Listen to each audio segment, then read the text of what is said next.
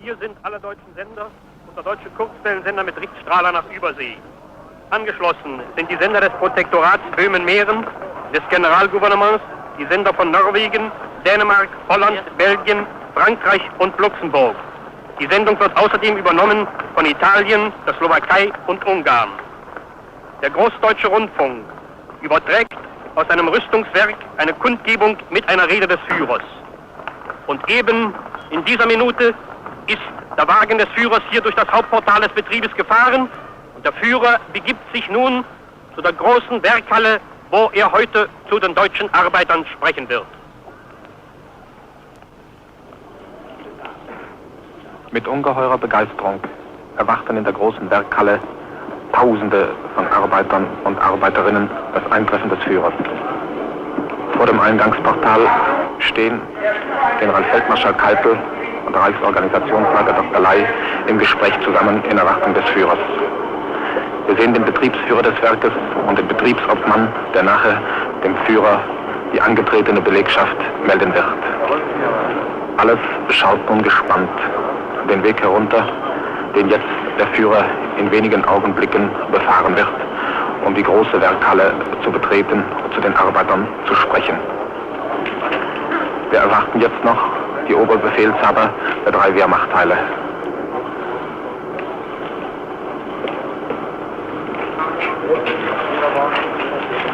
Die Wagenkolonne kommt.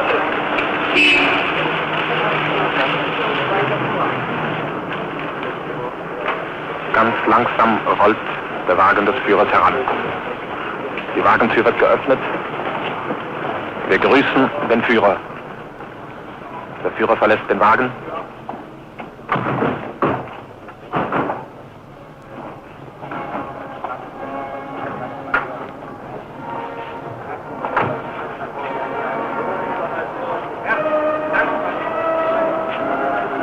Der Betriebsobmann hat Meldung erstattet. Wir sehen neben dem Führer Reichsminister Dr. Goebbels. Der Führer begrüßt jetzt Reichsorganisationsleiter Dr. Ley, begrüßt Generalfeldmarschall Keitel. Unzählige Hände strecken sich ihm zum Gruß entgegen. Noch steht der Führer unter der Eingangstür der großen Werkhalle. Und jetzt betritt der Führer die riesige Halle, um zu den deutschen Rüstungsarbeitern und Rüstungsarbeiterinnen zu sprechen.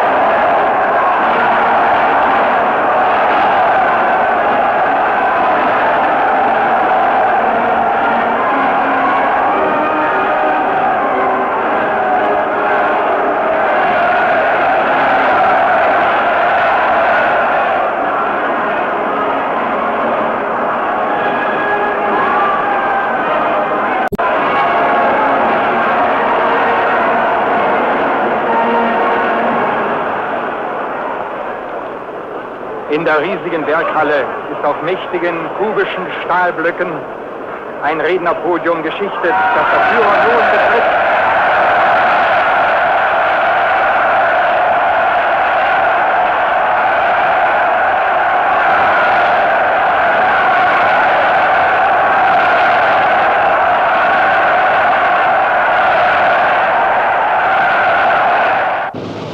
Die Massenkundgebung der Berliner Rüstungsarbeiter, die durch den Rundfunk mit allen deutschen Betrieben und mit dem ganzen deutschen Volke verbunden ist hiermit eröffnet. Die Berliner Rüstungsarbeiter grüßen den Führer. Adolf Hitler sieht ein! Sieht ein! Sieht ein!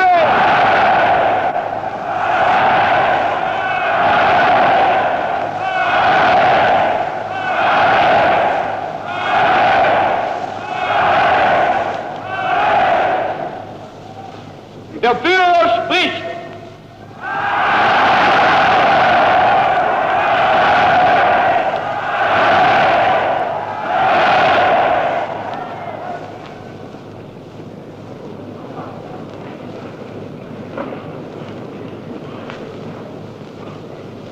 meine deutschen Volksgenossen und Genossinnen, meine deutschen Arbeiter.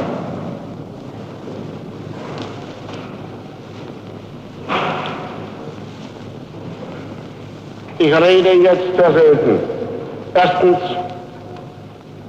weil ich wenig Zeit zum Reden habe, und zweitens, weil ich auch augenblicklich meine, dass es richtiger ist, zu handeln als zu sprechen. Wir befinden uns in der Mitte einer Auseinandersetzung, bei der es sich um mehr dreht als um den Sieg des einen oder anderen Landes. Es ist wirklich der Kampf zweier Welten miteinander. Ich will versuchen, Ihnen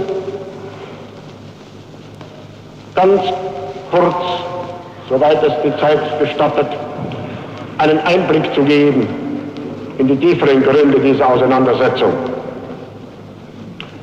Ich möchte dabei nur Westeuropa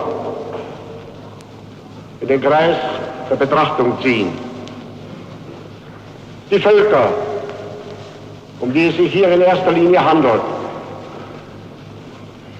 Deutsche 85 Millionen, Engländer 46 Millionen, Italiener 45 Millionen und Franzosen etwa 37 Millionen. Das sind die Kerne der Staaten, die gegeneinander im Krieg standen. Wenn ich nun die Lebensgrundlagen dieser Menschen zum Vergleich heranziehe, dann ergibt sich folgende Tatsache. 46 Millionen Engländer beherrschen und regieren einen Gesamtkomplex von rund 40 Millionen Quadratkilometer dieser Welt. 37 Millionen Franzosen beherrschen und regieren einen Komplex von rund 10 Millionen Quadratkilometer. 45 Millionen Italiener haben, wenn es sich um irgendwie nützliche Gebiete handelt, eine Grundfläche von kaum einer halben Million Quadratkilometer. 85 Millionen Deutsche haben als Lebensgrundlage kaum 600.000 Quadratkilometer und die erst durch unser Eingreifen. Das heißt, 85 Millionen Deutschen stehen 600.000 Quadratkilometer zur Verfügung, aus denen sie ihr Leben gestalten müssen, und 46 Millionen Engländern 40 Millionen Quadratkilometer. Nun, meine Volksgenossen, ist diese Erde nicht etwa von der Vorsehung oder vom lieben Gott so verteilt worden? Die Verteilung haben die Menschen selbst besorgt. Und diese Besorgung fand im Wesentlichen statt in den letzten 300 Jahren. Also in der Zeit, in der leider unser deutsches Volk innerlich ohnmächtig und zerrissen war. Nach dem Ausgang des 30-jährigen Krieges, durch den Vertrag von Münster, endgültig aufgespalten in Hunderte von Kleinstaaten, hat unser Volk seine ganze Kraft verbraucht im Kampf gegeneinander. Fürsten und Fürstchen, Könige und geistliche Würdenträger, die haben unser Volk in seiner Zerrissenheit aufrechterhalten. Und als es dann endlich schien, als ob diese rein dynastische Zerfetzung unseres Volkskörpers ihr Ende finden könnte, da sind die Parteien gekommen, da kamen dann Weltanschauungen und haben ihrerseits das fortgesetzt, das erst begonnen worden war. Und in dieser Zeit hat das tüchtigste Volk Westeuropas seine Kraft ausschließlich im Inneren verbraucht. Und in dieser Zeit ist die andere Welt verteilt worden. Nicht etwa durch Verträge oder durch gütliche Abmachungen, sondern ausschließlich durch Gewalt hat England sich dieses riesenhafte Imperium zusammengezimmert. Das zweite Volk, das so zu kurz gekommen ist bei dieser Weltverteilung, das italienische, hat das gleiche Schicksal wie wir erlebt und erduldet. Innerlich zerrissen und aufgelöst, auch gespalten in zahllose Kleinstaaten, auch die ganze Kraft verbrauchend im Kampf gegeneinander, hat das italienische Volk ebenfalls seine ihm an sich gegebene natürliche Position im Mittelmeer nicht nur nicht zu erhalten, sondern nicht einmal zu behalten vermocht. So sind diese beiden starken Völker außer jedes Verhältnis geraten. Nun könnte man einwenden, ist das überhaupt entscheidend? Meine Volksgenossen, der Mensch lebt nicht von Theorien und nicht von Phrasen, nicht von Erklärungen, auch nicht einmal von Weltanschauungen. Leben tut er von dem, was er von seiner Erde durch seine Arbeit gewinnen kann. An Lebensmitteln und auch an Rohstoffen. Das kann er verarbeiten und das kann er essen. Wenn seine eigene Lebensgrundlage ihm zu wenig bietet, dann wird sein Leben ein ärmliches sein. Wir sehen das auch innerhalb der Völker. Reiche Gegenden, das heißt fruchtbare Gebiete, geben größere Lebensgrundlagen als arme Gegenden, unfruchtbare Landschaften. Im einen Fall sind es blühende Dörfer, im anderen Fall sind es verarmte Städten. Ob man auf steiniger Einöde oder in einem fruchtbaren Kornland lebt, das kann nicht irgendwie ausgeglichen werden durch Theorien, auch nicht durch den Willen zur Arbeit. So sehen wir, dass die erste Voraussetzung für die gegebenen Spannungen darin liegt, dass diese Welt ungerecht verteilt ist. Und es ist nun natürlich, dass sich in großen Völkerleben die Dinge genauso entwickeln wie innerhalb der Völker. Genauso wie innerhalb der Völker die zu großen Spannungen zwischen Reich und Arm ausgeglichen werden müssen. Entweder durch die Vernunft oder, wenn die Vernunft versagt, oft auch dann durch die Gewalt.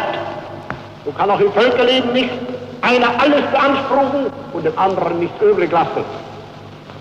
Die Vorsehung hat die Menschen nicht auf die Welt gesetzt, damit der eine das 40-fache für sich beansprucht oder gar das 80-fache, was dem anderen zuteil wird. Entweder er hat Vernunft und willigt ein in eine Regelung, die nach billigen Grundsätzen ausgehandelt wird, oder der Unterdrückte und der vom Glück Betretene und vom Unglück Verfolgte, der wird sich eines Tages eben das nehmen, was ihm zusteht. Das ist im Inneren der Völker so und ist auch im Äußeren so. Und es war im Inneren die große Aufgabe, die ich mir stellte, diese Probleme durch den Appell an die Vernunft zu lösen. Das heißt, die großen Spannungen zu beseitigen. Durch die Vernunft, den Appell an die Einsicht aller. Die Kluft zwischen dem zu großen Reichtum der einen Seite und der zu großen Armut der anderen Seite zu überbrücken. In der Erkenntnis allerdings, dass solche Prozesse sich nicht von heute auf morgen vollziehen können, dass es aber immer noch besser ist, durch die Vernunft allmählich die übermäßig voneinander getrennten Klassen einander näher zu bringen, als durch die Gewalt eine solche notwendige Lösung herbeizuführen. Das Recht zum Leben ist ein allgemeines und ein gleichmäßiges. Es kann auch das nicht so dargestellt werden, dass nun ein Volk sagt, wir wollen euch ja ganz gerne auch so mitleben lassen. Ihr wisst, meine Volksgenossen, dass es das Wesen jeder wirklich sozialistischen Arbeit ist, dafür zu sorgen, dass nicht Almosen gegeben werden, sondern dass Rechte hergestellt werden. Es handelt sich also nicht darum, dass die Völker, die bei dieser Weltverteilung zu kurz gekommen sind, auf dem Gnadenweg Almosen bekommen, sondern es handelt sich darum, dass so wie im normalen gesellschaftlichen Leben die Menschen ihre Rechte halten. Das Recht zum Leben ist kein Almosen, Begehren, sondern es ist ein Rechtsanspruch, der grundsätzlicher Art ist. Es ist daher das Recht zum Leben zugleich ein Rechtsanspruch auf den Boden, der allein das Leben gibt. Und dieser Rechtsanspruch ist der älteste und der heiligste zu allen Zeiten gewesen. Für diesen Rechtsanspruch haben die Völker dann in Unvernunft ihre Beziehungen zu leben drohte, eben dann gekämpft. Es blieb ihnen nichts anderes übrig. In der Erkenntnis, dass selbst blutige Opfer dann noch besser sind als ein allmähliges Aussterben eines Volkes. So haben wir bei Beginn unserer nationalsozialistischen Revolution im Jahr 1933 zwei Forderungen aufgestellt. Die erste Forderung, sie war die Forderung nach der nationalen Einigung unseres Volkes. Und zwar in der Erkenntnis, dass ohne diesen zusammenfassenden Entschluss nicht die Kraft würde mobilisiert werden können zur Stellung und besonders zur Durchsetzung der notwendigen deutschen Lebensansprüche. Denn Sie kennen ja die Situation, die vor 8 Jahren war. Unser Volk war vor dem Zusammenbruch 7 Millionen Erwerbslose, etwa 6,5 Millionen Kurzarbeiter. Unsere Wirtschaft vor der vollkommenen Auflösung, die Landwirtschaft vor dem Ruin, Handel und Gewerbe ruhten, unsere Schifffahrt lag still. Man konnte ausrechnen, wann endlich aus den 7 Millionen Erwerbslosen 8 und 9 und 10 Millionen werden mussten. Und es trat dann der Zustand ein, in dem die Zahl der Schaffenden immer geringer wurde, aber umgekehrt die Zahl der Nichtschaffenden ja mit erhalten musste. Das heißt also, auch für die Schaffenden musste das Ergebnis der Früchte ihrer Arbeit immer kleiner werden, denn es musste ja allmählich ein Schaffender einen Nichtschaffenden durch miterwehren und miterhalten, denn leben musste der auch. Und ob ich das durch soziale Gesetzgebung oder auf dem Weg von Almosen verteile, ist gänzlich einerlei. Einer arbeitet eben und muss einen, der nicht arbeitet, miterhalten und miternähren. Und am Ende landet es dann natürlich für keinen. Es ist zum Leben zu wenig und vielleicht noch eine gewisse Zeit zum Sterben zu viel. Die nationale Einigung war für uns daher eine der Voraussetzungen, um die ganze deutsche Kraft überhaupt erst einmal wieder zu ordnen. Auch dem deutschen Volk zu zeigen, wie groß seine Kraft überhaupt sei, dass es seiner Kraft wieder bewusst wird und dass es aus dieser Kraft heraus bereit ist, dann seine Lebensansprüche erst sich selbst zu überlegen, sie dann zu stellen und dann auch durchzusetzen. Diese nationale Einigung glaubte ich herbeiführen zu können durch einen Appell an die Vernunft. Ich weiß, es ist nicht überall gelungen.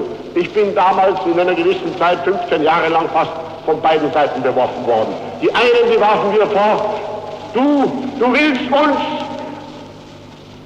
uns, die wir zur Intelligenz gehören, die wir zu den oberen Schichten gehören, du willst uns da hinunterziehen zum Niveau dieser anderen. Das ist unmöglich, wir haben Bildung, wir haben, außerdem haben wir auch noch Vermögen und wir haben Kultur. Wir können den Weg nicht gehen. Es war manche nicht zu bekehren und es laufen sicher auch heute noch solche Leute um, die nicht zu bekehren sind.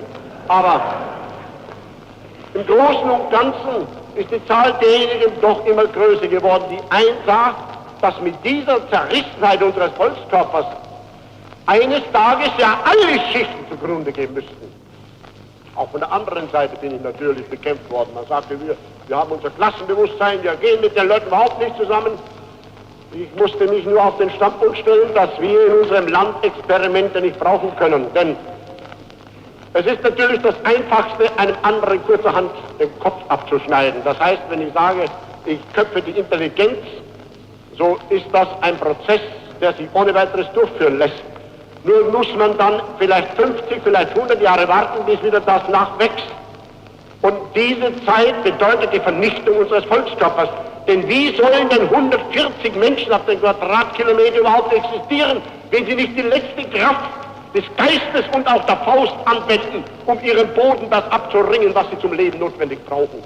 Das unterscheidet uns ja von den anderen.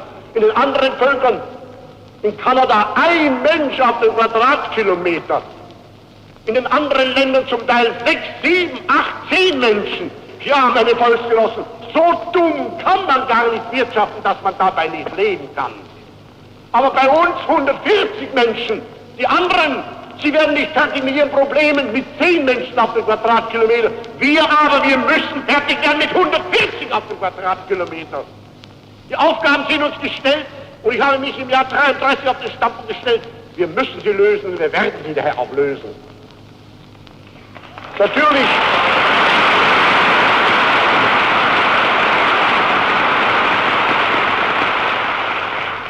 Natürlich war es nicht leicht.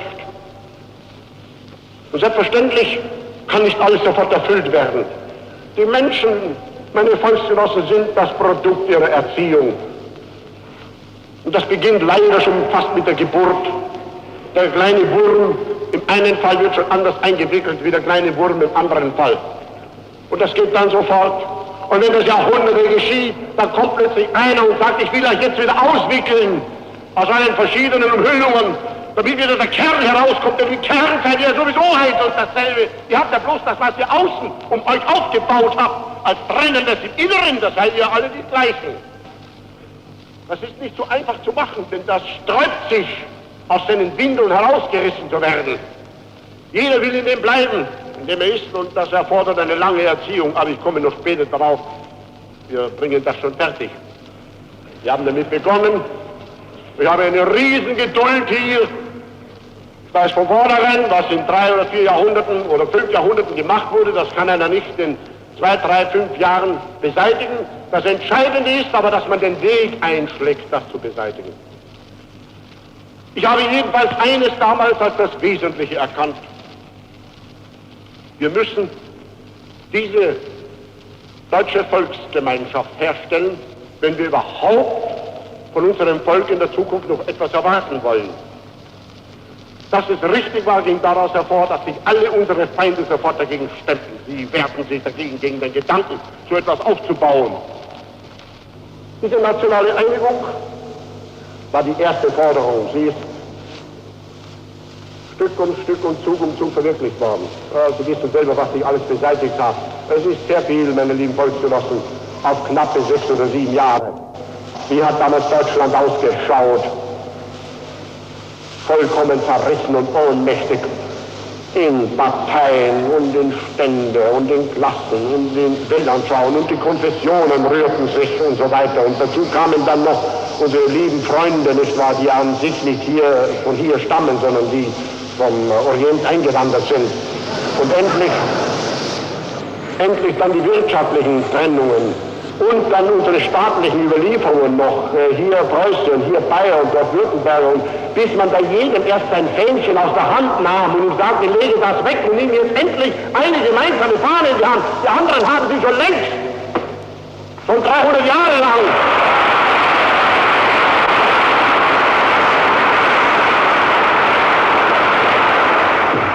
Nur bei uns läuft noch jeder mit einer besonderen Rosette im Knopfloch herum.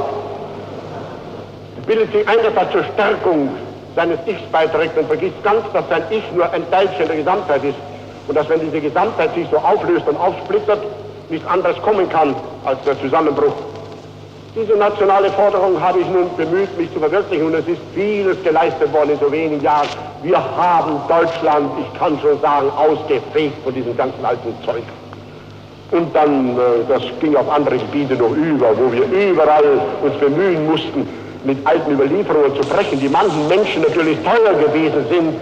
Ich verstehe das auch, sie hingen an ihren alten Abzeichen, an ihren alten Fahnen, an ihren alten Bewegungen und so weiter, an ihren alten Klassenvorurteilen, an ihrem Standesbewusstsein, Standesdünkel und so weiter. Ich verstehe das vollständig, aber es musste das allmählich beseitigt werden.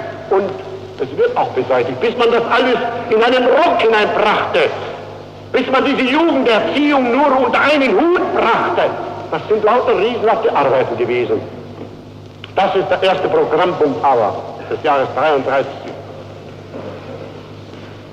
Die Verwirklichung des Zieles, eine deutsche Gemeinschaft herzustellen. Und der zweite Programmpunkt, der lautet nun Beseitigung der außenpolitischen Bedrohungen, die ihren Ausdruck in der letzten Zeit in Versailles fanden, die zugleich aber auch die nationale Geschlossenheit unseres Volkskörpers verhindern, die es verbieten, dass sie große Teile unseres Volkes zusammenschließen und die besonders auch unseren Weltbesitz, unsere deutschen Kolonien uns genommen haben. Das heißt also, dieser zweite Programmpunkt lautete Kampf gegen Versailles.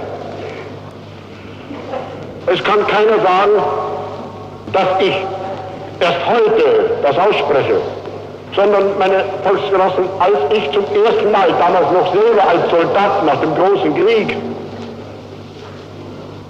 auftrat, da war mein erster Vortrag bereits ein Vortrag gegen den Zusammenbruch, gegen Jahr 19 dann den Vertrag von Versailles und für die Wiederaufrichtung eines starken Deutschen Reiches.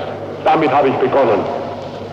Was sich seitdem nun verwirklichte, ist also keine neue Zielsetzung, sondern die älteste, die es gibt. Meine Volksgenossen, darin liegt nun der erste Grund zu dieser Auseinandersetzung, in der wir heute leben. Denn die andere Welt wollte nicht unsere innere Einigung, weil sie wusste, dass dann der Lebensanspruch dieser Volksmassen nicht nur kommen wird, sondern dass er auch verwirklicht werden kann. Und zweitens, sie wollte aufrechterhalten dieses Gesetz von Versailles, in dem sie so einen zweiten Westfälischen Frieden erblickte. Es kommt aber noch ein weiterer Grund dazu. Ich habe schon gesagt, dass die Welt verschieden verteilt wurde. Und amerikanische Beobachter und Engländer, die haben dafür auch einen wunderbaren Ausdruck gefunden. Sie sagten, es gibt zwei Sorten von Völkern, nämlich Besitzende und Habenichtse. Wir Engländer, wir sind die Besitzenden. Wir haben nun einmal 40 Millionen Quadratkilometer. Und wir Amerikaner sind auch die Besitzenden. Und wir Franzosen sind desgleichen die Besitzenden. Und das sind eben die Habenichtse. Wer nichts hat, der bekommt auch nichts. Der soll bei dem bleiben, was er nicht hat. Und wer hat und gibt nie etwas davon ab. Nun bin ich Zeit meines Lebens der Vertreter der Habenichtse gewesen. Zu Hause war ich der Vertreter der Habenichtse. Ich habe für sie gekämpft, für die breite Masse meines Volkes. Ich stamme aus ihr, rechne mich nur zu ihr. Für sie bin ich eingetreten. Und ich trete der Welt gegenüber wieder auf als der Vertreter der Habenichtse. Als der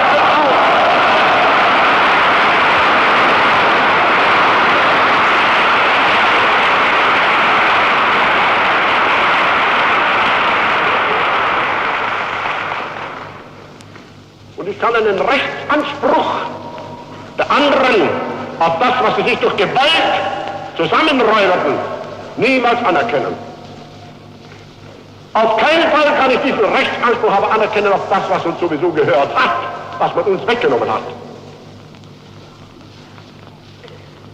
Nun ist es aber interessant, einmal das Leben dieser Reichen zu betrachten.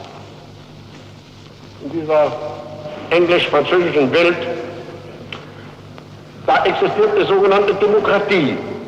Sie wissen ja, diese Demokratie zeichnet sich nun durch Folgendes aus.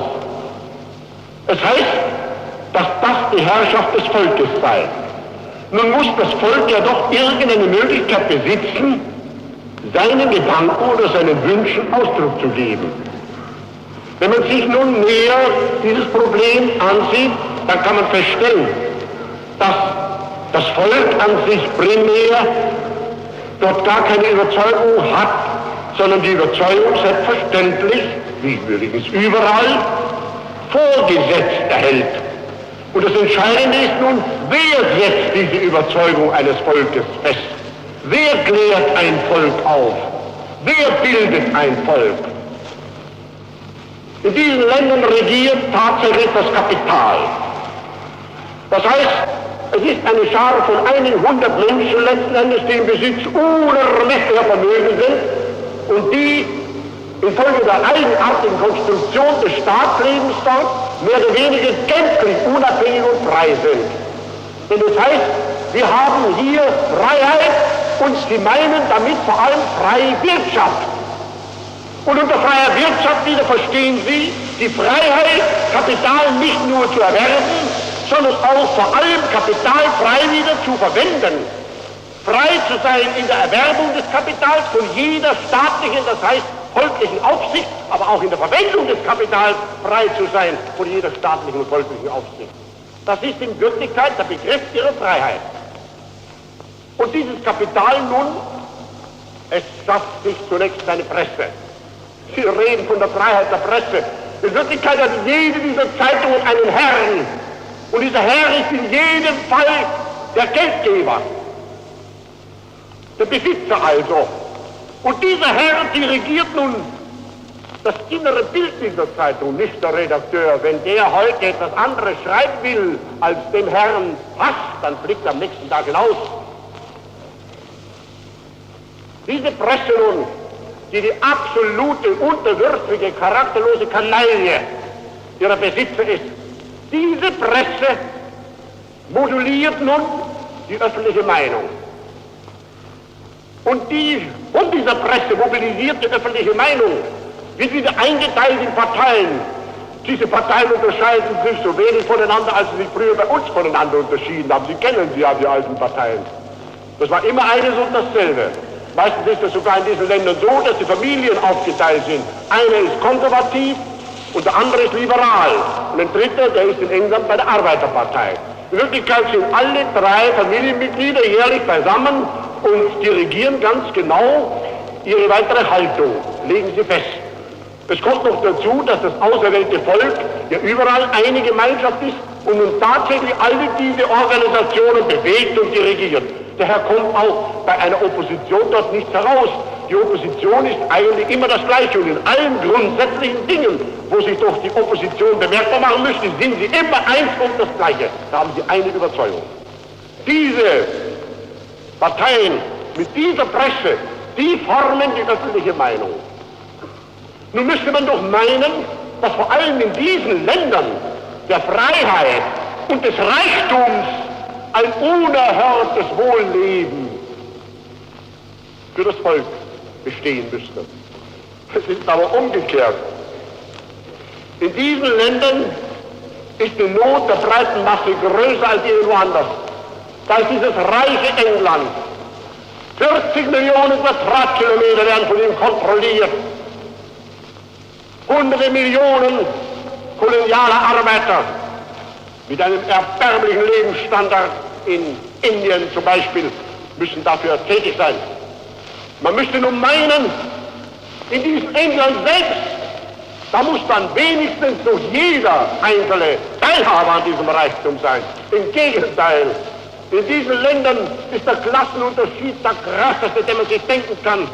Armut, unvorstellbare Armut auf der einen Seite und auf der anderen ebenso unvorstellbarer Reichtum.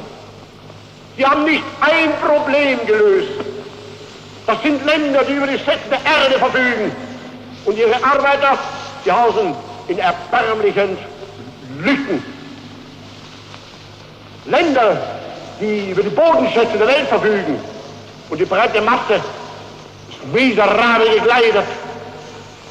Länder, die mehr als genügend an Brot und an all solchen Früchten haben könnten. Und Millionen ihrer unteren Schichten haben nicht genug, um sich nur den Magen einmal voll zu füllen, laufen verhungert herum. Leute, die auf der einen Seite es fertigbringen könnten, eine Welt mit Arbeit zu versehen, müssen es erleben, dass sie nicht einmal mit der Erwerbslosigkeit in ihrem eigenen Lande aufräumen können. Dieses reiche England hat jahrzehntelang jetzt 2,5 Millionen Erwerbslose gehabt. Dieses reiche Amerika 10 bis 13 Millionen Jahr für Jahr. Dieses Frankreich 6, 7, 800.000.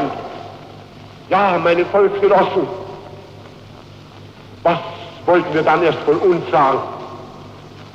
Aber es ist auch verständlich, in diesen Ländern der sogenannten Demokratie wird ja überhaupt gar nicht das Volk in den Mittelpunkt der Betrachtung gerückt. Was entscheidend ist, ist ausschließlich die Existenz dieser paar Macher der Demokratie.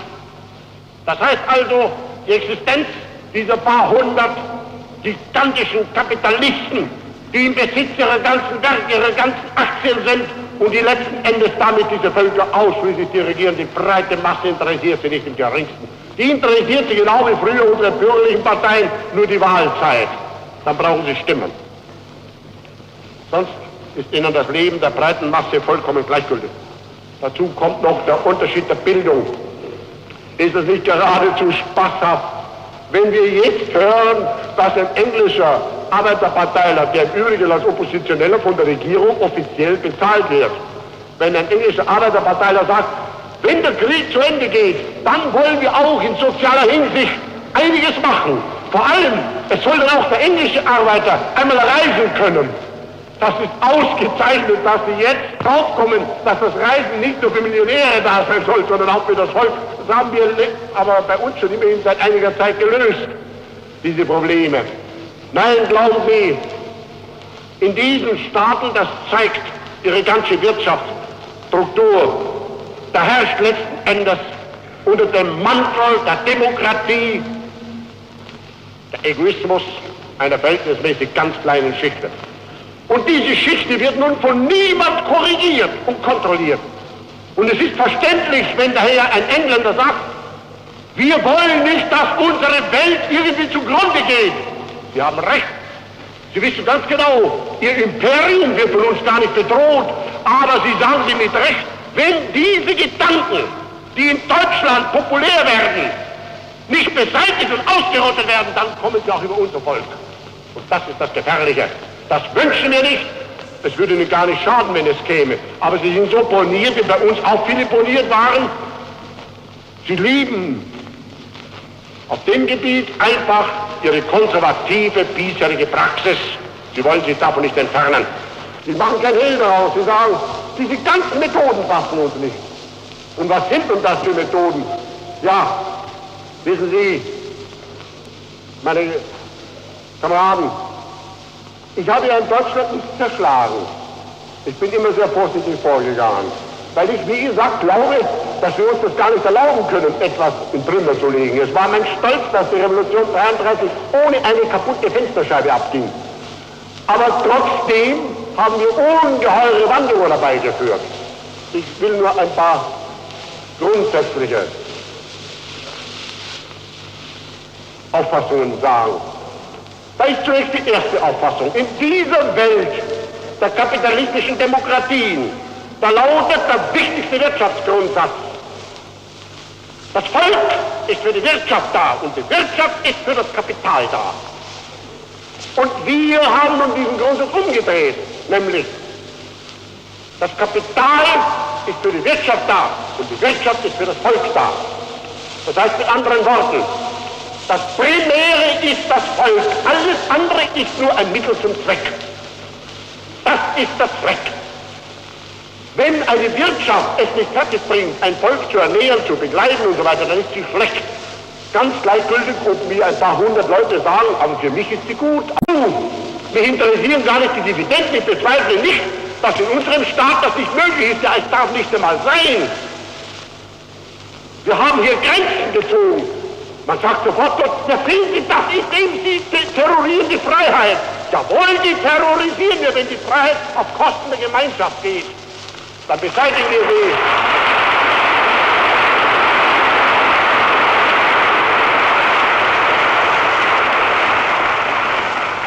Diese Leute haben die Möglichkeit, ich will Ihnen ein Beispiel sagen, aus ihrer Rüstungsindustrie 76, 80, 95, 160% Dividende einzustreichen. Ja, natürlich. Sie sagen, wenn diese deutschen Methoden um sich greifen, hört sich das auf. Da haben Sie vollkommen recht. Das werde ich nicht dulden. Ich glaube, dass 6% genügend sind, aber von diesen 6% nehmen wir auch wieder die Hälfte weg. Und von dem Rest müssen wir den Nachweis wissen, dass das wieder im Interesse der Volksgemeinschaft angelegt wird. Das heißt also, der Einzelne hat nicht das Recht, vollkommen frei über das zu verfügen, was im Interesse der Volksgemeinschaft angelegt werden muss. Wenn er persönlich darüber vernünftig verfügt, ist es gut. Wenn er nicht vernünftig verfügt, dann greift der nationalsozialistische Staat ein. Oder ein anderes Beispiel. Außer diesen Dividenden gibt es dann die sogenannten Aufsichtsratsgebühren. Sie wissen vielleicht noch gar nicht, wie furchtbar die Tätigkeit eines Aufsichtsrates ist. Man muss also da im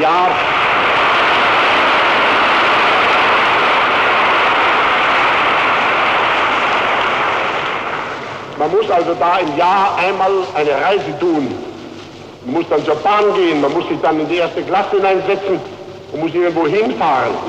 Und dann muss man in ein Lokal hineingehen um 10 Uhr oder um 11 Uhr, je nachdem. Und dann wird dort ein Bericht verlesen und da muss man dann zuhören. Und wenn der Bericht verlesen ist, dann muss man anhören, dass ein paar etwas sagen dazu. Und das kann natürlich auch sogar über die Essenszeit dauern, kann 1 oder um 2 Uhr werden. Und nach 2 Uhr muss man wieder aufstehen und man muss dann wieder seine Reise zurückmachen. Wieder zurückfahren muss man.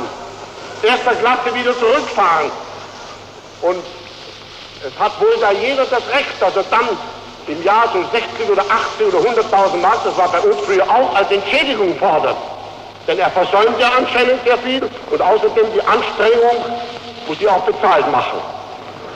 Diesen Unfug,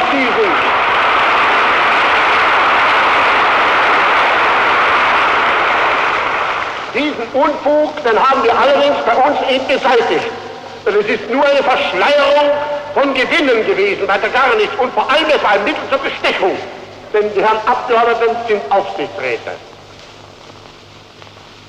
Das war bei uns auch. Wir haben das beseitigt. Kein Abgeordneter darf Aufsichtsrat sein. Es sei denn, gänzlich unbezahlt. Irgendeine Bezahlung ist ausgeschlossen, unter jeder Form ausgeschlossen. In diesen anderen Ländern ist das eben nicht.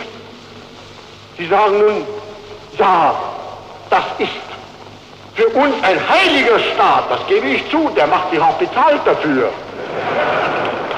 Aber ob der Staat auch für die Völker heilig ist, das ist etwas anderes. Ich glaube, für die Völker ist das schädlich. Ich glaube, das kann man nicht aufrechterhalten, dass ein Mensch ein ganzes Jahr schuftet und arbeitet und dann einen dem gegenüber geradezu lächerlichen Lohn bekommt und ein anderer, der setzt sich einmal in eine Sitzung hinein und streicht dafür nun ungeheure Gehälter ein. Das sind unmögliche Zustände. Wir Nationalsozialisten treten auch auf der anderen Seite jeder Gleichmacherei entgegen.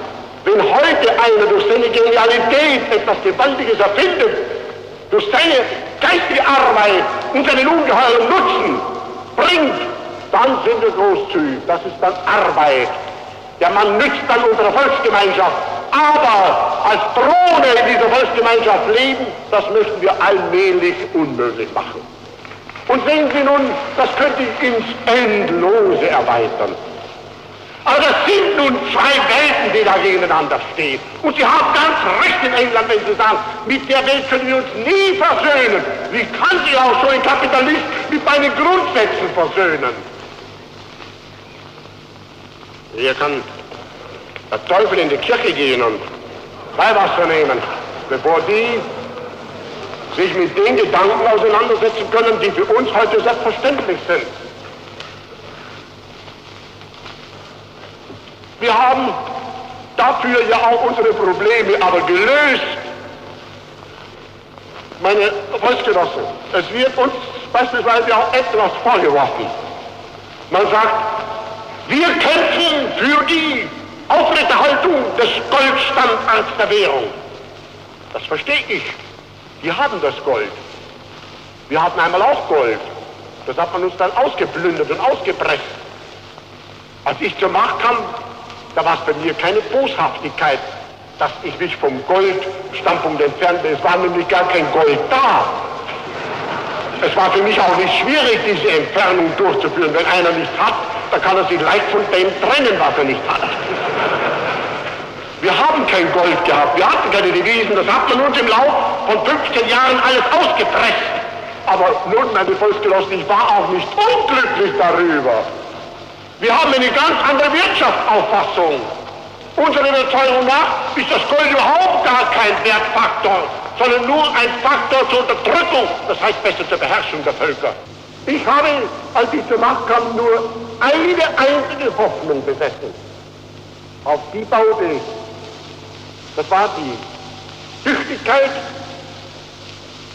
die Fähigkeit des deutschen Volkes, des deutschen Arbeiters und die Intelligenz unserer Erfinder, unserer Ingenieure, unserer Techniker, unserer Chemiker und so weiter.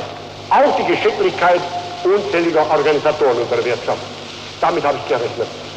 Ich stand vor einer einfachen Frage. Sollen wir denn kaputt gehen, zugrunde gehen, weil wir kein Gold haben? Sollen wir mich an einem Wahnsinn hängen lassen, der uns vernichtet? Ich habe die andere Auffassung vertreten. Wenn wir schon kein Gold haben, dann haben wir Arbeitskraft. Und die deutsche Arbeitskraft, das ist unser Gold und das ist unser Kapital. Und mit dem Gold schlage ich keine andere Macht der Welt.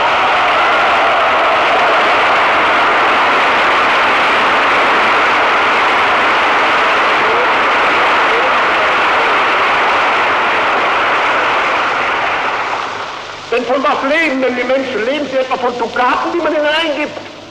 Sie leben von Nahrungsmitteln, die der Bauer schaffen muss. Also Arbeit muss das schaffen. Sie kleiden sich von Stoffen, die fabriziert werden müssen. Also der Arbeiter muss sie fabrizieren. Sie wollen in Wohnungen leben, die gebaut werden müssen. Also der Arbeiter muss sie bauen. Und das Material dazu, die Rohstoffe müssen durch Arbeit geschaffen werden. Ich habe meine ganze Wirtschaft nur aufgebaut auf den Begriff Arbeit. Und wir haben unsere Probleme gelöst. Und das Wunderbare ist bei den Volksgenossen, die Kapitalsländer sind mit ihren Währungen kaputt gegangen. Das Pfund kann man heute in der Welt nicht verkaufen. Wenn man das einem nachwirft, dann weicht er aus, dass er nicht getroffen wird davon.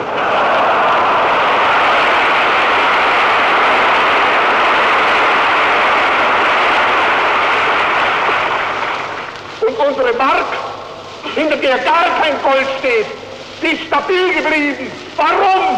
Ja, meine Volksgenossen, Gold steht keins dahinter, aber ihr steht dahinter, eure Arbeit steht dahinter.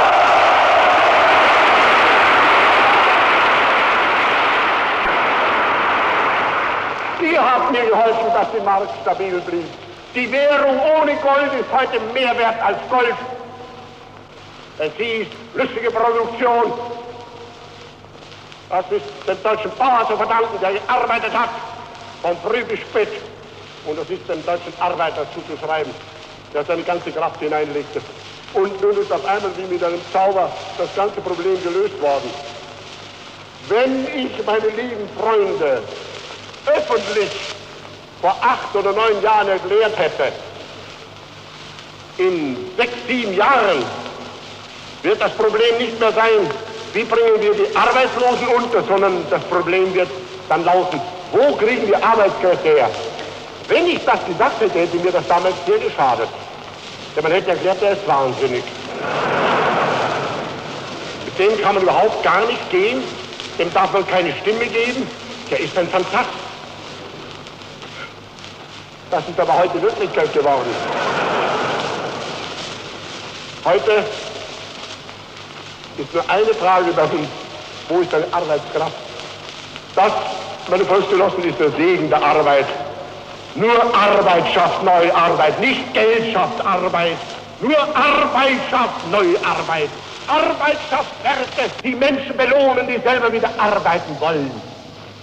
Was der eine schafft, gibt dem anderen die Voraussetzung zu seinem Leben und damit zu seinem Schaffen. Und wenn wir die Arbeitskraft unseres Volkes bis zum Höchsten mobilisieren, dann wird auf den Einzelnen immer mehr und mehr auch an Lebensgütern treffen. Denn die Tatsache ist, dass wir diese 7 Millionen Erwerbslosen im Wirtschaftsprozess eingliederten, dass wir weitere 6 Millionen von Halbarbeitern zu Ganzarbeitern machten, dass wir sogar zu Überstunden gekommen sind und dass alles das bezahlt wird mit einer Reichsmark, die, solange der Friede währte, ihren Wert behielt und die wir erst jetzt im Krieg rationieren. Nicht, weil sie den Wert verliert, sondern weil wir jetzt einen Teil der Produktion für die Kriegsproduktion umstellen mussten, um damit den Kampf um die deutsche Zukunft erfolgreich bestehen zu können. Das, meine Volksgenossen, ist auch eine Welt, die wir hier aufbauen. Eine Welt der gemeinsamen Arbeit, eine Welt gemeinsamer Anstrengungen, aber auch eine Welt gemeinsamer Sorgen, gemeinsamer Pflichten. Ich habe mich nicht gewundert, dass man in diesen anderen Ländern erst zum Teil nach 2, nach 3, nach 5, nach 7 Monaten, zum Teil nach einem Jahr mit der Rationierung begann. Glauben Sie, das ist kein Zufall? In all diesen Ländern ist das Berechnung. Vielleicht hat sich mancher Deutsche gewundert, dass am ersten Tag des Kampfes am Morgen bereits die Marken gekommen sind. Tja, meine Volksgenossen, dieses ganze Markensystem hat natürlich 2 Seiten. Man wird mir sagen, wäre es nicht gescheiter, man würde auf dem oder dem Gebiet darauf verzichten. Gott, Sie geben, was heißt das schon, Sie geben nur so viel Gramm Kaffee jetzt ab, da bekommt keiner viel. So bekäme wenigstens einige etwas, das gebe ich zu. Das ist das eben, was wir vermeiden wollten. Wir wollten eben vermeiden, dass in dem Wichtigsten, was zum Leben gehört, der eine mehr hat als der andere. Es gibt andere Dinge, ein kostbares Gemälde. Es kann sich nicht jeder einen Tizian kaufen, selbst wenn er das Geld hätte, weil Tizian nicht so viele Bilder gemalt hat. Also, das kann man dem einen oder dem anderen geben, der soll dafür bezahlen. Der gibt sein Geld auf diese Weise dann wieder aus und das kommt dann wieder in kurzer Zeit unter die Menschheit. Aber was zum Essen notwendig ist, da hat jeder den gleichen Lebensanspruch. In den anderen Staaten hat man gewartet. Man hat erst geschrieben, soll das Fleisch rationiert werden? Das ist der erste Alarmschuss. Das heißt also, wenn du Kapital hast, decke dich ein, kaufe dir einen Eisschrank und leg dir ein paar Speckschwarten gleich zurecht. Oder soll man Kaffee rationieren? Es bestehen hier 2 verschiedene Meinungen, ob man ihn rationieren soll oder nicht. Aber es wäre nicht ausgeschlossen, dass die Meinung am Ende siegt, die glaubt, dass man auch den Kaffee rationieren soll. Das wird 4 Wochen so geschrieben. Jeder, der nur etwas Grütze im Kopf hat, und das ist natürlich bei den Demokratien schon der Fall, der sagt, hallo, was? Also Kaffee wird demnächst gepackt. Also Kaffee einkaufen. Und dann rationiert man. Das heißt, wenn nichts mehr da ist. Das wollten wir vermeiden. Deshalb haben wir jetzt im Krieg diese Beschränkungen vornehmen müssen, von vornherein. Für alle gleichmäßig. Und wir verstehen wenig Spaß, wenn sich da einer dagegen versündigt. Das eine ist aber sicher, meine Volksgenossen. Wenn wir alles zusammennehmen, dann haben wir heute hier einen Staat, der wirtschaftlich und politisch anders orientiert ist wie die westlichen Demokratien. In diesem Staat bestimmt ohne Zweifel das Volk das Dasein. Das Volk bestimmt in diesem Staat die Richtlinien seiner Führung. Denn es ist tatsächlich möglich geworden, in diesem Staat die breite Masse im weitesten Ausmaß zurecht in die Partei einzubauen. Diese Riesenorganisation, die von unten beginnt und Millionen Menschen umfasst, die Millionen von Funktionären hat, das sind lauter Menschen aus dem Volk. Und es baut sich nach oben auf. Es ist zum ersten Mal ein Staat in unserer eigenen deutschen Geschichte, der grundsätzlich alle gesellschaftlichen Vorurteile in der Stellenbesetzung beseitigt hat. Nicht etwa jetzt im zivilen Leben. Ich bin ja selber das letzte Dokument dessen. Ich bin nicht einmal Jurist, bedenken Sie, was das heißt. Ich bin trotzdem Ihr Führer.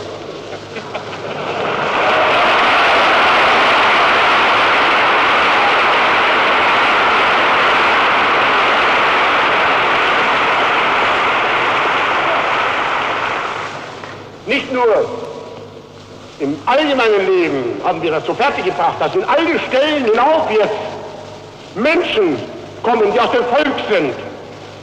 Reichsstatthalter, die früher Landarbeiter gewesen sind, die früher Schlosser gewesen sind.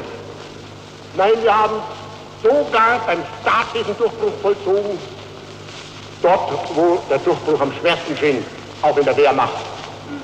Tausende an Offiziere werden befördert und sind aus dem Mannschaftsstand hervorgegangen.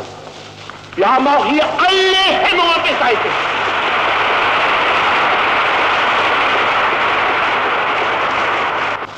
Wir haben heute Generale,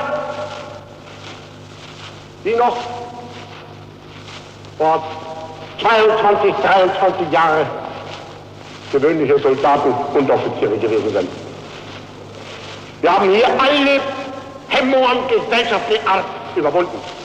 Und wir bauen ja nun vor allem für die Zukunft auf.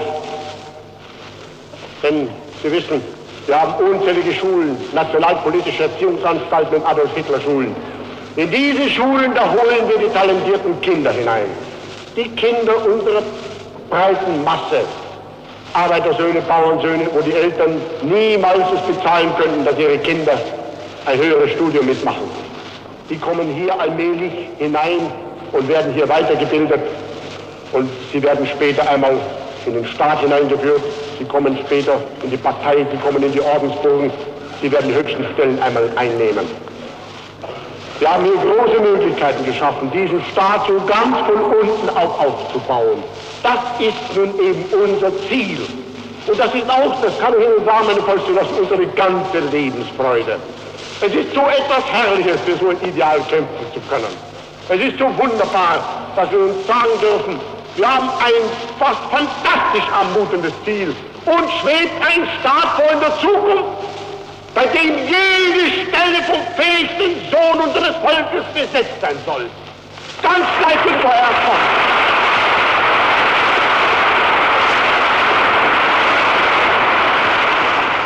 Ein Staat, in dem Geburt gar nicht ist und Leistung und Können alles.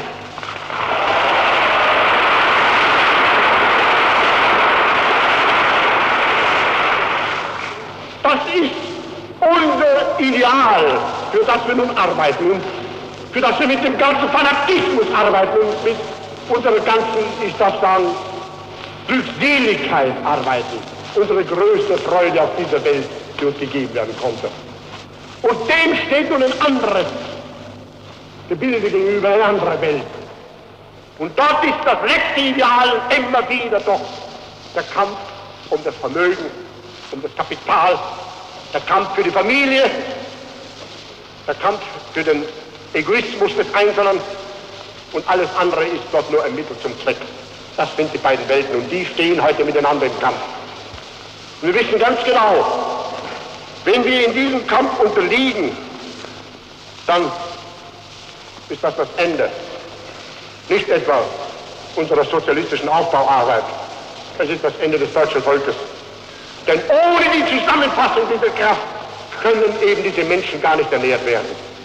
Das ist eine Masse von heute weit über 120, 130 Millionen, die davon abhängig ist. Darunter allein 85 Millionen unseres eigenen Volkes. Das wissen wir. Und die andere Welt sagt, wenn wir verlieren, dann bricht unser weltkapitalistisches Gebäude zusammen. Dann, wir haben das Gold gehortet, das liegt jetzt in unseren Kellern, das hat plötzlich keinen Wert. Wenn die Idee unter die Völker kommt, dass die Arbeit das Entscheidende ist, was dann? Dann haben wir das Gold umsonst gekauft. Unser ganzer Weltherrschaftsanspruch kann nicht mehr aufrechterhalten werden. Die Völker werden diese wenigen Familiendynastien beseitigen. Sie werden dann mit sozialen Forderungen kommen. Es wird ein Einsturz erfolgen. Und ich verstehe daher, wenn Sie erklären, das wollen wir unter allen Umständen verhindern. Das wollen wir vermeiden. Sie sehen ganz genau, wie der Aufbau unseres Volkes stattfindet. Es ist bei Ihnen so ganz klar. Nur ein Beispiel. dort ein Staat, der regiert wird von einer ganz dünnen Oberschicht. Diese Oberschicht schickt immer wieder ihre Söhne von vornherein in eigene Erziehungsanstalten. Dort das Eton College und auf unserer Seite die Adolf-Hitler-Schule oder die nationalsozialistische Erziehungsanstalt. Nationalpolitische Schule. Zwei Welten. Im einen Fall die Kinder des Volkes, im anderen Fall nur die Söhne dieser Geldaristokratie, dieser Finanzmagnaten. Dort nur Leute, die im Staat eine Rolle spielen, aus dieser Schule, und hier Leute, die im Staat eine Rolle spielen, aus dem Volk. Das sind zwei Welten. Ich gebe zu, eine der beiden Welten muss zerbrechen. Entweder die eine oder die andere. Im einen Fall, wenn wir zerbrechen würden, würde mit uns das deutsche Volk zerbrechen.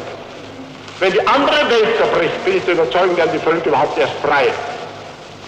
Denn unser Kampf richtet sich gar nicht gegen den Engländer als Mann oder gegen den Franzosen. Wir haben gegen sie nichts. Jahrelang habe ich meine außenpolitische Zielsetzung klargelegt. Ich habe von ihnen nicht so viel verlangt, gar nichts. Als sie eintraten in den Krieg, da konnten sie nicht sagen, wir treten ein, weil die Deutschen das verlangt haben. Sondern im Gegenteil, sie haben damals ganz oft gesagt, wir treten ein, weil uns das deutsche System nicht passt. Weil wir fürchten, dass dieses System auch unsere Völker ergreift. Deswegen führen sie diesen Krieg. Sie wollen unser Volk damit wieder zurückschmettern in die Zeiten von Versailles, in dieses ganze namenlose Unglück. Und sie täuschen sich dabei.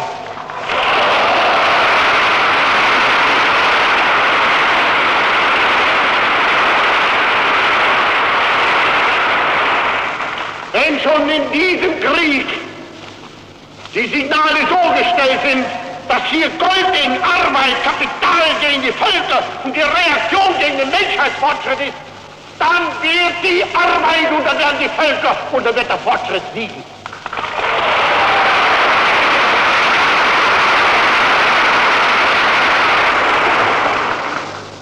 Auch die ganze jüdische Unterstützung wird Ihnen dabei nicht helfen. Ich habe das vorausgesehen, seit Jahren. Denn was habe ich von der anderen Welt verlangt? Gar nichts als nur das Recht, dass sich die Deutschen zusammenschließen und zweitens, dass man ihnen das zurückgibt, was man ihnen genommen hat. Sonst gar nicht. Etwas, was für die anderen Völker gar keinen Wert hatte. Und wie oft habe ich ihnen die Hand hingestreckt. Gleich nach der Machtübernahme. Ich sagte, ich habe gar keine Lust aufzurüsten. Denn, was heißt rüsten? Das verschlingt mir so viel Arbeitskraft. Gerade ich, der ich doch die Arbeitskraft als das Entscheidende ansehe. Ich wollte die deutsche Arbeitskraft für meine anderen Pläne einsetzen. Und das, meine Volksgenossen, ich glaube, das wird sich schon herumgesprochen haben, dass ich immerhin ziemlich bedeutende Pläne besitze. Schöne und große Pläne für mein Volk. Ich habe den Ehrgeiz, das sage ich, mein deutsches Volk reicht, das deutsche Land schön zu machen. Ich möchte, dass der Lebensstandard des Einzelnen gehoben wird.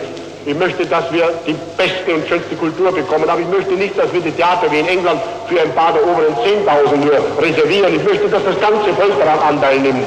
Ich möchte die breite Masse so organisiert sehen, dass die ganze herrliche deutsche Kultur ihr zugutekommt. Das sind ungeheure Pläne, die wir besaßen. Und dazu brauche ich die Arbeitskraft. Die Rüstung nimmt mir dafür die Arbeiter nur weg. Ich habe nun Vorschläge gemacht, die Rüstung zu begrenzen, meinetwegen ganz abzuschaffen. Man hat mich ja nur ausgelacht. Ich hörte nur ein Nein. Ich habe Vorschläge gemacht, einzelne Rüstungen zu begrenzen. Man lehnte das ab. Ich habe Vorschläge gemacht, wenigstens dann den Kampf zu beschränken. Man hat das abgelehnt. Ich habe Vorschläge gemacht, die Luftwaffe überhaupt herauszunehmen aus dem Krieg. Man hat das abgelehnt. Ich machte dann die Vorschläge, dass man wenigstens die Bombenwaffe, man hat es auch abgelehnt. Man sagte, Bomben, das könnte also passen, das brauchen wir. Wir haben sie, ihr habt sie nicht. Damit werden wir euch ja, wenn notwendig, werden wir euch ja unser Regime aufzwingen.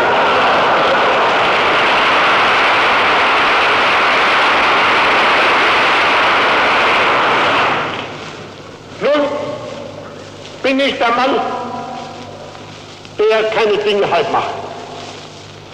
Wenn es schon einmal notwendig ist, sich zu wehren, dann wehre ich mich mit einem unbändigen Fanatismus. Als ich sah, dass der bloße deutsche Wiederaufstieg die gleichen Leute in England sofort wieder mobilisiert, die schon vor dem Weltkrieg zum Kriege hetzten, da war ich mir bewusst, dass eben dieser Kampf noch einmal ausgetragen werden müssen, dass die anderen den Frieden eben nicht wollen. Denn es war ja ganz klar, was bin ich vor dem Weltkrieg gewesen? Ein unbekannter, namenloser Mensch. Was war ich im Krieg? Ein ganz kleiner, gewöhnlicher Soldat. Ich habe keine Verantwortung am Weltkrieg gehabt. Wer sind die Leute, die heute in England führen?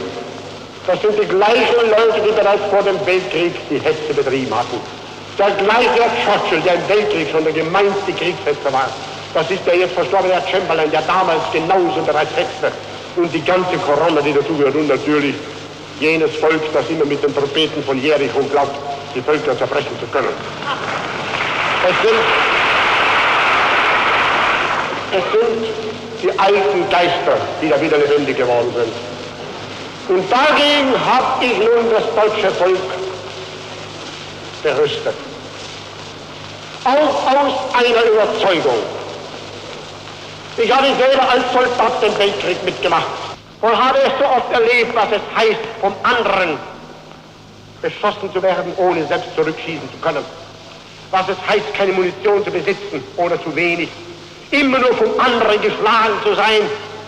Ich habe damals meinen ganzen Glauben in das deutsche Volk gewonnen. Und für die Zukunft des deutschen Volkes aus meiner Kenntnis des deutschen Soldaten, des kleinen Musketiers.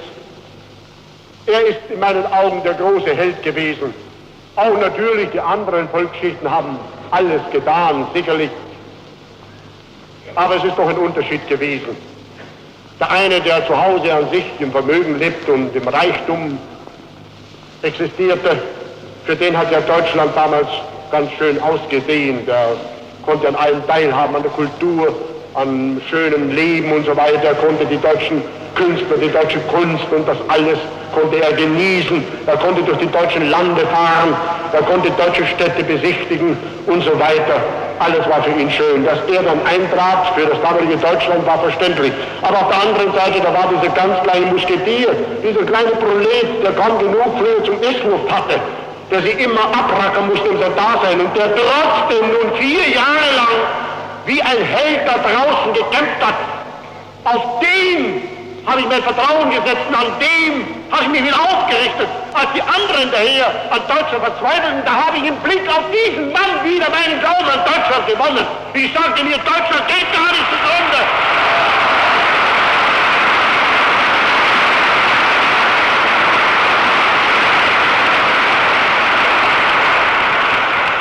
Deutschland geht gar nicht zugrunde, wenn es solche Menschen hat. Aber ich habe auch erlebt, wie diese Kämpfersoldaten immer in der Hinterhand waren, weil der andere sie einfach materialmäßig erledigen konnte. Ich war damals nicht so überzeugt, vielleicht, dass uns der Engländer auch noch einmal persönlich überlegen war. Es war ein Wahnsinniger, der sagt, ich hätte ein Minderheitsgefühl dem Engländer gegenüber, die sind wohl verrückt. Ich habe niemals ein Minderheitsgefühl gehabt.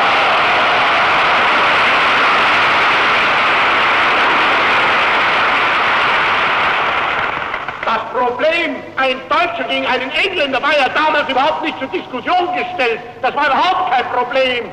Sie haben damals bereits um die ganze Welt gewinkelt, damit sie Unterstützung bekamen.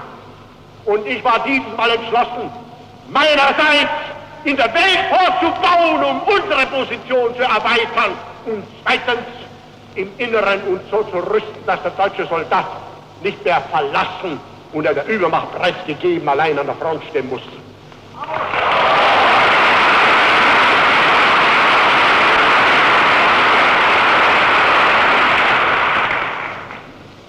Und nun ist der Kampf gekommen. Ich habe auch hier alles getan, was ein Mensch überhaupt tun konnte, fast zur Selbstentwürdigung, um es zu vermeiden. Ich habe den Engländern Angebot um Angebot gemacht. Ich habe mit ihren Diplomaten hier gesprochen und habe sie beschworen, sie möchten doch Vernunft annehmen. Aber es war nicht zu wollen, sie wollten den Krieg und sie haben auch gar keinen Hehl gemacht. Seit 7 Jahren erklärt Mr. Churchill, ich will den Krieg. Er hat ihn jetzt.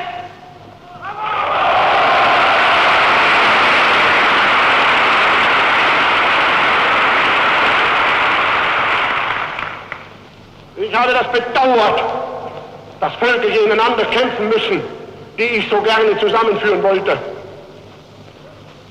die in meinen Augen miteinander nur Gutes hätten stiften können. Aber wenn diese Herren das Ziel haben, den nationalsozialistischen Staat zu beseitigen, das deutsche Volk aufzulösen und wieder in seine Bestandteile zu zerlegen und so weiter, wie ihre Kriegsziele ja lauteten und im Inneren auch heute lauten, dann werden sie dieses Mal eine Überraschung erleben. Und ich glaube, diese Überraschung hat bereits begonnen. Es sind unter Ihnen viele alte Weltkriegssoldaten und Sie wissen ganz genau, was Raum und was Zeit heißt. Viele von Ihnen sind damals auch im Osten gewesen. Und alle die Namen, die Sie im Jahr 39 lesen konnten, sind Ihnen ganz geläufig. Sie sind vielleicht viele von Ihnen damals im schlechten Wetter oder in der brennenden Sonne aufmarschiert. Und es waren endlose Wege. Und wie schwer ist das damals erkämpft worden? Was hat das damals für Blut gekostet, um nur hier Kilometer um Kilometer vorwärts zu kommen? Und, meine Volksgenossen, in welchem Sturmschritt haben wir dieses Mal vor über einem Jahr diese Entfernungen zurückgelegt? 18 Tage und der Staat, der uns vor Berlin zerhacken wollte, war beseitigt.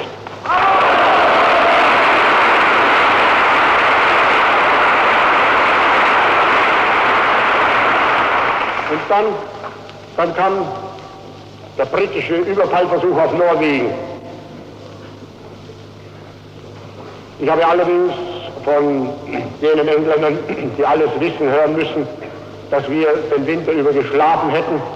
Und ein großer Staatsmann versicherte mir sogar, dass ich den Autobus versäumt hätte. Aber wir sind gerade noch zurechtgekommen, um vor den Engländern einzusteigen.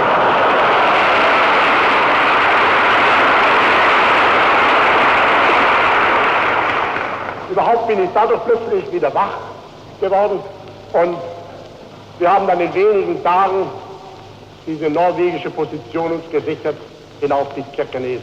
Und ich brauche Ihnen nicht zu erklären, wo der deutsche Soldat steht, kommt kein anderer hin. Und dann wollten sie es nun schlauer und noch schneller machen im Westen, Holland und Belgien. Und das führte zur Auslösung jener Offensive, der wieder viele, gerade unserer älteren Männer, mit banger Sorge entgegensahen. Ich weiß ganz genau, was viele damals dachten. Sie haben den Westkrieg erlebt. Sie haben damals alle die Kämpfe um Flandern erlebt, die Kämpfe im Artois, sie haben erlebt die Kämpfe um Verdun. Und sie lebten alle unter der Vorstellung, hier ist eine Maschenolinie, wie soll das bezwungen werden? Was wird das vor allem für Blut kosten? Was wird das für Opfer kosten? Und wie langsam geht das vielleicht? Und in 6 Wochen war dieser Feldzug ebenfalls beendet. Belgien, Holland,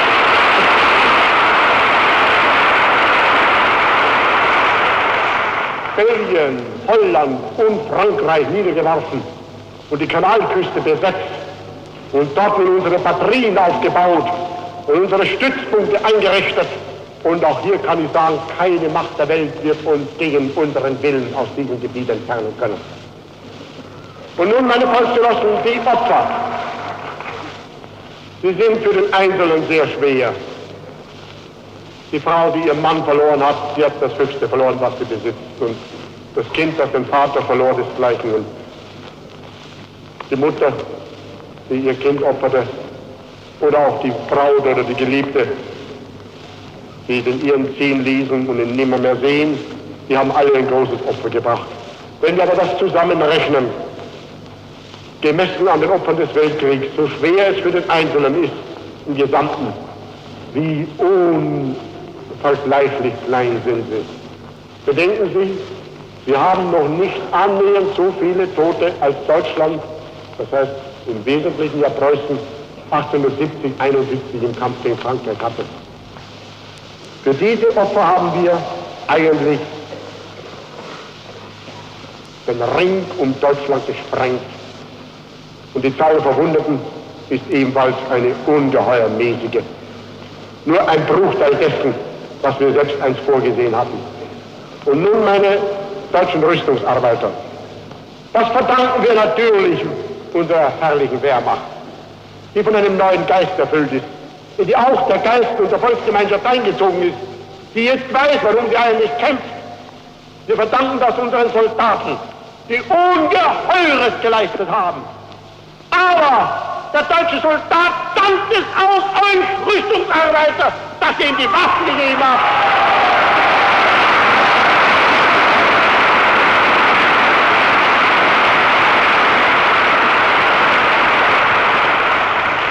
Denn zum ersten Mal ist er dieses Mal angetreten, nicht etwa mit dem Gefühl der geringeren Zahl oder der Unterlegenheit der Waffe, sondern auf jedem Gebiet war unsere Waffe besser.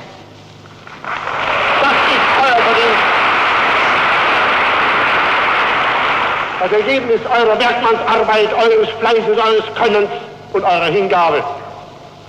Und wenn heute Millionen deutsche Familien noch ihren Ernährer besitzen, für die Zukunft wieder haben werden, wenn unzählige Familien ihre Väter, wenn unzählige Mütter ihre Söhne haben, dann verdanken sie das euch, meine Rüstungsarbeiter.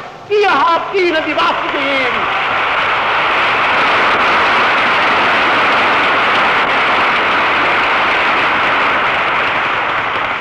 Durch die sie so sehen konnten, Waffen, die sie heute so zuversichtlich sein lassen, dass jeder Soldat weiß, wir sind nicht nur die besten Soldaten der Welt, sondern wir haben auch die besten Waffen der Welt. In der Zukunft erst recht.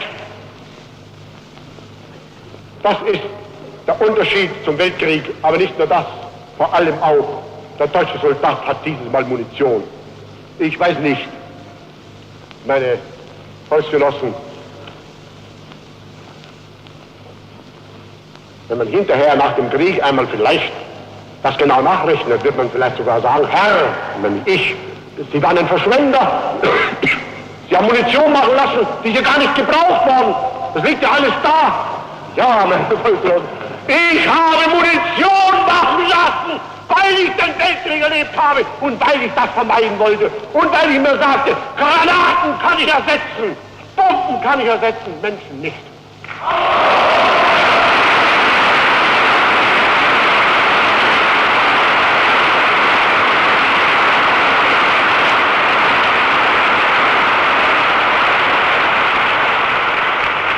So ist in diesem Kampf das Munitionsproblem überhaupt kein Problem gewesen, nur vielleicht das Nachschubproblem. Und als der Kampf zu Ende war, da haben wir auf allen Gebieten kaum eine Monatsrate unserer Produktion verbraucht. Wir stehen da heute gerüstet für jeden Fall. England mag tun, was es tun will. Es wird mit jeder Waffe größeres Pflege bekommen. Und wenn es irgendwo auf dem Kontinent wieder Fuß fassen will, dann werden wir uns wieder vorstellen.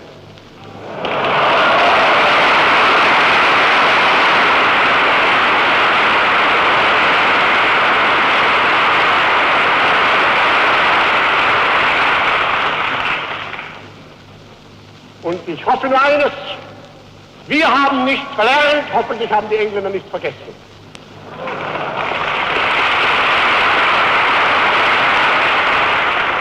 Auch den Kampf der Luft, ich wollte ihn nicht. Wir nehmen ihn auf, wir führen ihn zu Ende. Ich wollte ihn nicht. Ich habe immer mich dagegen gewehrt. Wir haben im ganzen Polenfeldzug diesen Kampf nicht geführt. Ich habe keine Nachtangriffe machen lassen. Man sagte, weil sie bei Nacht nicht fliegen können. Ja.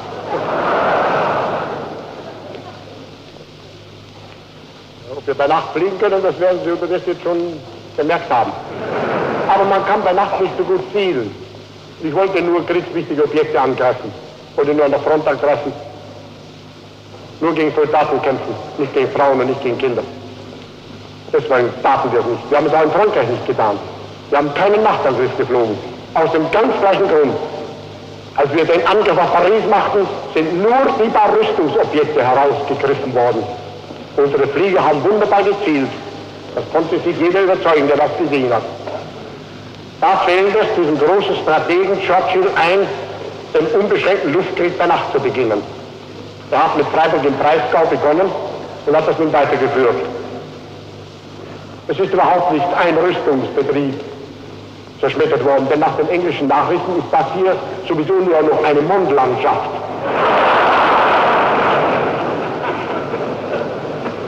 Aber sie haben keinen einzigen Rüstungsbetrieb außer Betrieb gesetzt. Sie haben allerdings viele unglückliche Familien getroffen, Frauen und Kinder.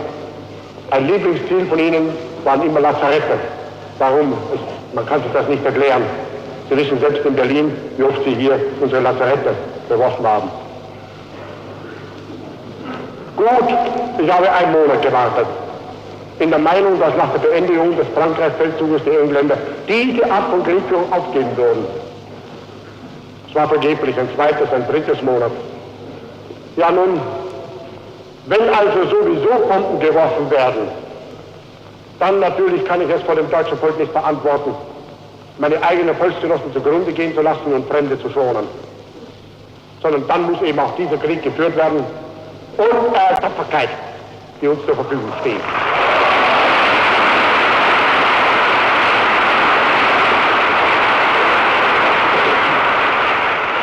Und wenn die Stunde der endgültigen Auseinandersetzung da sein wird, dann wird auch diese Auseinandersetzung kommen.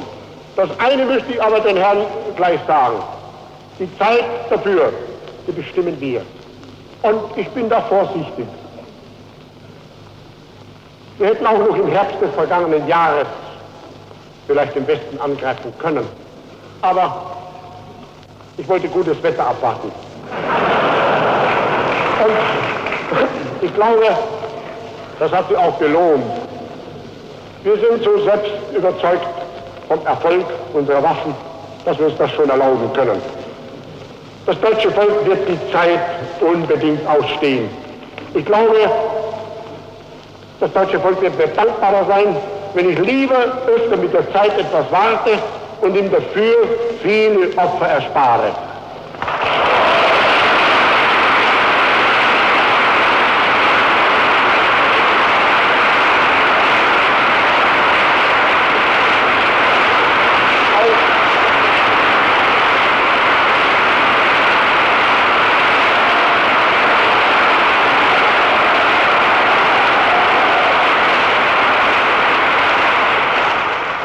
Auch das gehört zum Wesen des nationalsozialistischen Volksstaates, dass er selbst im Krieg, dort wo es nicht unbedingt notwendig ist, die Menschen spart und schont.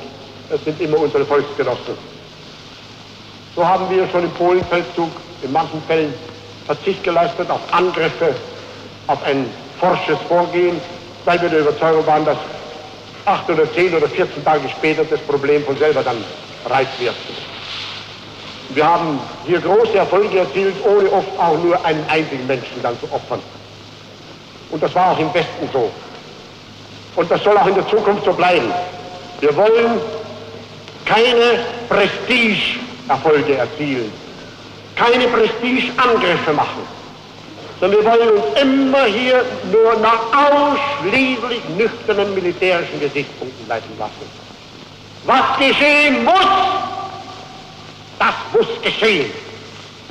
Alles andere wollen wir vermeiden. Und im Übrigen haben wir alle nur die Hoffnung, dass einmal die Stunde kommt, in der wieder die Vernunft siegt und in der der Friede einkehrt. Eines muss die Welt aber zur Kenntnis nehmen. Eine Niederlage in Deutschland wird es weder militärisch noch zeitmäßig noch wirtschaftlich geben.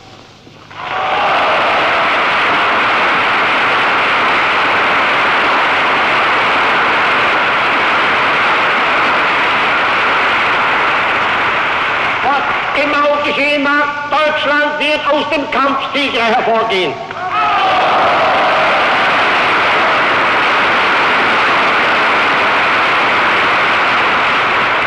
Ich bin nicht der Mann, der einen Kampf, den er einmal aufgenommen hat, zum eigenen Ungunst abbricht. Ich habe das in meinem ganzen bisherigen Leben bewiesen. Ich werde es den Herren, die mein bisheriges Leben ja nur aus ihrer Emigrantenpresse kennenlernen, auch nach außen hin beweisen. dass ich hier genau das Gleiche geblieben bin. Ich habe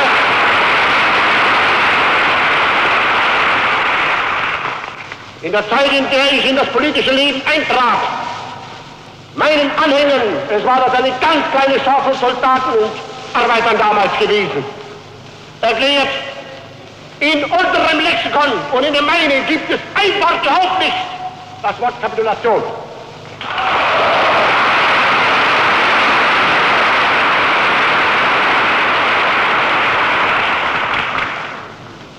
Ich wünsche nicht den Kampf. Wenn er mir jemals aber aufgezwungen wird, dann werde ich ihn führen, solange in mir auch nur ein Atemzug lebendig ist.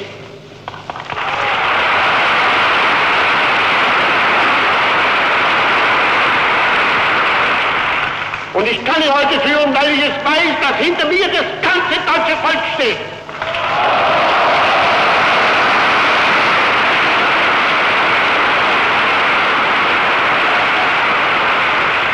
Ich bin heute der Wahrnehmer seines kommenden Lebens. Und ich handle dementsprechend.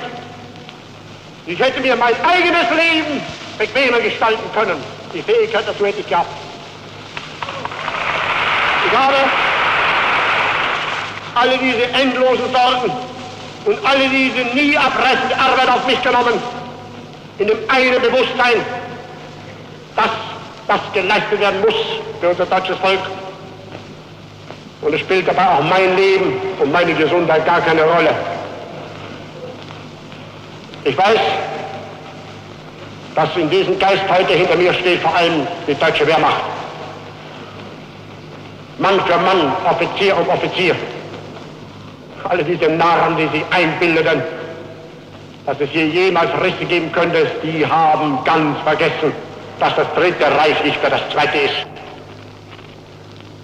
Aber genauso steht geschlossen heute das deutsche Volk. Und hier danke ich vor allem dem deutschen Arbeiter und dem deutschen Bauer. Die zwei haben mir es ermöglicht, diesen Kampf vorzubereiten. Rüstungsmäßig die Voraussetzungen zum Standhalten zu schaffen. Und die zwei schaffen ja auch die Möglichkeit, diesen Kampf ganz gleichgültig, wie lange er dauern sollte, durchzuführen. Und ich danke dabei aber noch besonders der deutschen Frau, jenen unzähligen Frauen, die jetzt zum Teil die schwere Arbeit von Männern verrichten müssen und die sich mit Liebe und mit Fanatismus in ihren neuen Beruf hineingefunden haben und die an vielen Stellen die Männer so gut ersetzen. Ich danke Ihnen allen, die diese Opfer persönlicher Art bringen, die vielen Einschränkungen, die notwendig sind. Ich danke Ihnen im Namen all derjenigen,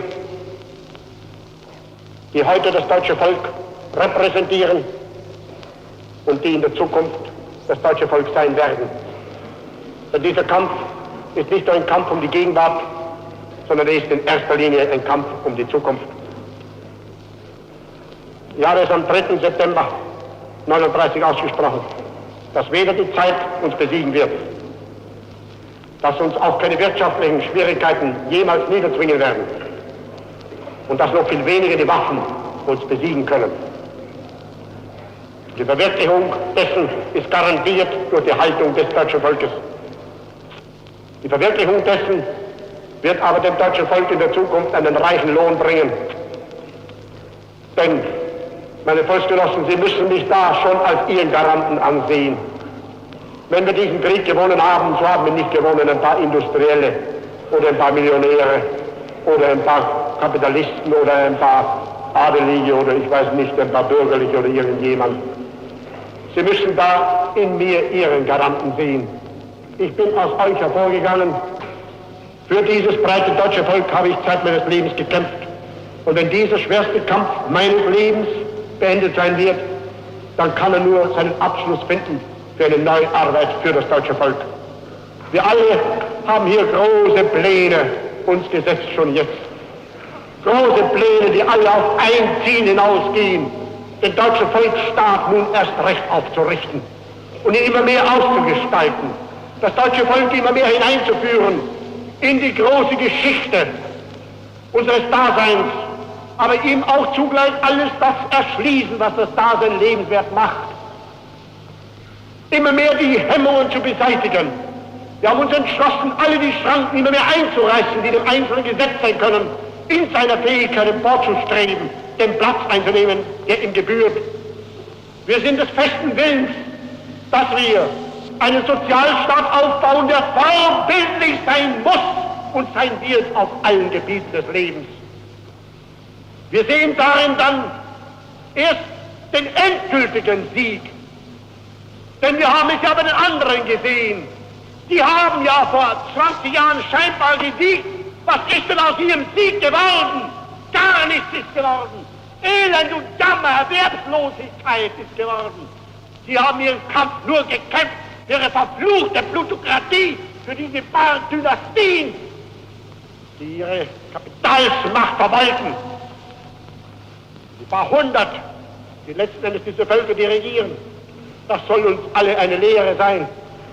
Wenn dieser Krieg abgeschlossen sein wird, dann soll in Deutschland ein großes Schaffen beginnen. Dann wird ein großes Wache auf für unser deutsches Lande ertönen. Dann wird das deutsche Volk die Fabrikation der Kanonen einstellen und wird dann beginnen mit den Werken des Friedens unserer neuen Aufbauarbeit für die Millionen Massen.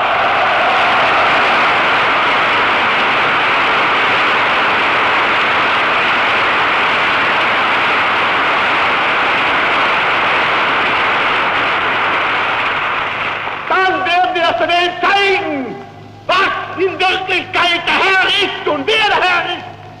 Kapital oder Arbeit.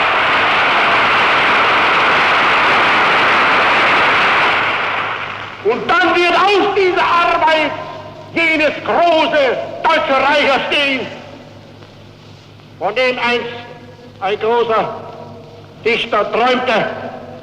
Es wird das Deutschland sein, dem jeder Sohn mit fanatischer Liebe anhängen wird, weil es auch für den Ärmsten die Heimat sein wird. Es wird auch für den tätig sein und wird auch den das Leben erschließen. Wenn mir aber einer sagt, das ist eine Zukunftsfantasie, eine Hoffnung, meine Volksgenossen, als ich im Jahre 1919 meinen Weg begann, als unbekannter, namenloser Soldat, da habe ich die größte Zukunftshoffnung mit größter Fantasie mir aufstellen müssen. Sie ist verwirklicht. Was ich heute mir als Plan setze und als Ziel aufstelle, ist gar nichts im Vergleich zu dem, was an Leistung und an Erfolgen schon hinter uns liegt. Das wird eher und sicherer erreicht werden, als das, was bisher erreicht werden musste. Denn der Weg vom namenlosen Unbekannten bis zum Führer der deutschen Nation war schwerer als der Weg vom Führer der deutschen Nation zum Gestalter des späteren Friedens.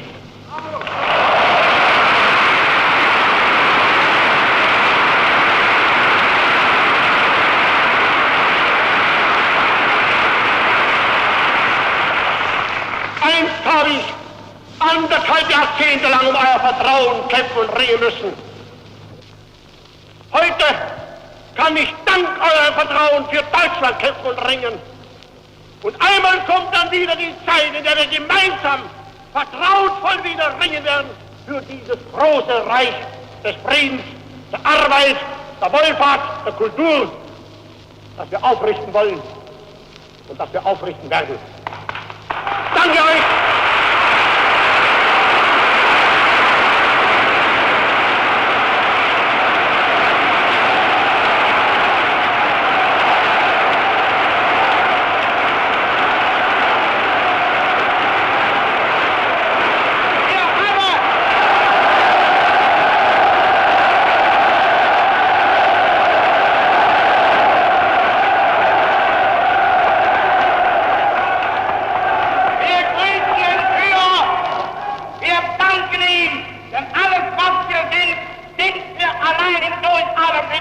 Jeder Einzelne, wir wissen, er ist unser